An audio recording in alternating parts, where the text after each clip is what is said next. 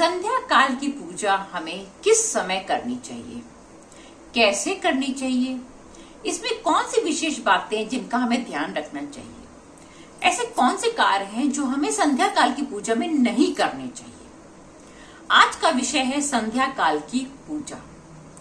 क्या आपको संध्या काल की पूजा करनी चाहिए? जी हाँ, हर सनातनी को, हर हिंदू को अपने घर में संध्या काल की पूजा करनी चाहिए। यह हमारे शास्त्रों में वर्णित है, बहुत शुभ फलदायक होता है। आजकल तो लाइट का जमाना हो गया, इसलिए कोई इस बात पे ध्यान ही नहीं देता कि संध्या काल के समय भी हमें अपने घर में दीप करना चाहिए, धूप करना चाहिए। नमस्कार दोस्तों, मैं अंजलि सक्सेना स्वागत करती हूँ आपका अपने चैनल पे। आज का विषय है संध्या काल की पूजा। चलिए सर्वप्रथम जानते हैं कि संध्या काल की पूजा किस समय करनी चाहिए। जिस समय सूर्यास्त हो रहा हो उससे 20 मिनट पहले और 20 मिनट बाद तक का समय जो होता है वो सबसे उत्तम समय होता है। उस बीच में आप संध्या काल की पूजा कर सकते हैं। अब सूर्यास्त का समय जो है वो आपको अपनी जगह के हिसाब से देखना पड़ेगा। ये सूर्यास्त का समय जगह से भी बदल जाता है और मौसम से भी बदल जाता है।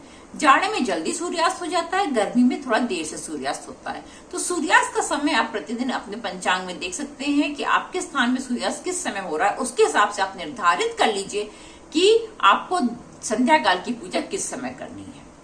जिस समय सूर्य एकदम लाल हो जाता है और सूर्य अस्त होने वाला होता है, उस समय आपके घर में दीपक जल जाना चाहिए पूजा स्थान में। अब पूजा करनी कैसे है? संध्या काल में जो आप ज्यादा पूजा नहीं कर सकते कोई बात नहीं, लेकिन संध्या काल के समय आप अपने मंदिर में, अपने पूजा स्थान में एक दीपक अवश्य जलाएं। घी का दीपक जलाएं, अति उत्तम है। एक दीपक जलाएं, धूप दिखाएं, भगवान को भोग अवश्य लगाएं, चाहे मिश्री का ही लगाएं, पर भगवान को भोग अवश्य लगाएं। ऐसा बहुत से लोग सोचते हैं अरे सवेरे भोग लगा दे तो शाम को भोग की क्या जरूरत है, आप भी तो 2 टाइम खाना खाते हैं, तो क्या भगवान को आप 2 टाइम खाना नहीं खिला सकते? आपको दोनों समय भोग लगाना है भगवान को। अगर पुष्प अर्पित कर सकते हैं कोई तो कर दीजिए, अति उत्तम है। नहीं कर सकते तो कोई बात नहीं, लेकिन सुबह के जो पुष्प अर्पित हुए हैं वो संध्या काल की पूजा करने से पहले आपको हटा देने। बासी फूल पड़े रहते हुए संध्या काल की पूजा नहीं करनी है। पंचोपचार पूजन जो होता है वो आपको करना है। धूप, दीप, नैवेद्य, आपको तिलक करना है और आपको भोग लगाना है। आपको इस तरह संध्या काल की पूजा करनी है।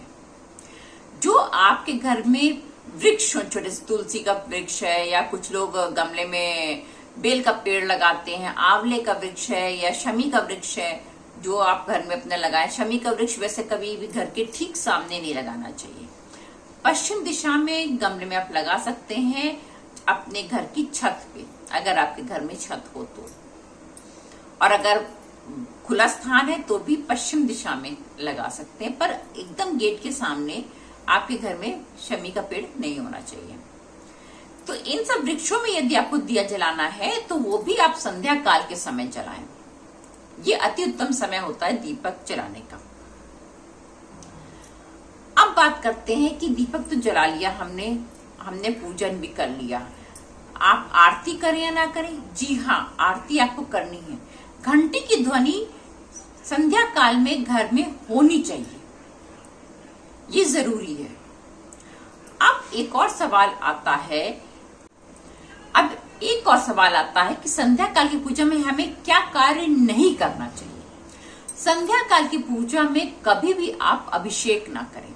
जैसे जो लड्डू गोपाल रखते हैं अपने घर में, या और भी मूर्तियां रखती हैं, उनके आप सुबह अभिषेक करते हैं, नहलाते धुलाते हैं, वस्त्र बदलते हैं। ये जो कार्य है जो सुबह हो जाता है वो संध्या काल की पूजा में नहीं करना है। आपको अभिषेक कभी भी संध्या काल की पूजा में नहीं किया जाता है। पंचोपचार पूजन किया जाता है, घंटी की ध्वनि की जाती है। अगर आप पूरे घर में धूनी कर सकते हैं, मतलब ओपले पे, कंडे के ऊपर जो है कोई चीज जला करके, कुछ भी कपूर ही जला करके अगर आप धूनी कर सकते तो वो संध्या काल में अति उत्तम मानी जाती है। अब संध्या काल की पूजा में क्या हमें नहाना आवश्यक है? अगर गर्मी का समय है आप नहा सकते हैं, अति उत्तम है, आप नहा के करिए। स्वच्छ होकर के ही करना है।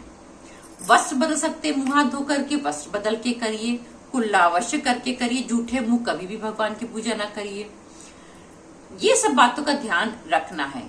अगर आप अशुद्ध अवस्था में है तो आप कभी भी संध्या काल में पूजन ना करें, नहा धो करके स्वच्छ हो जाइए।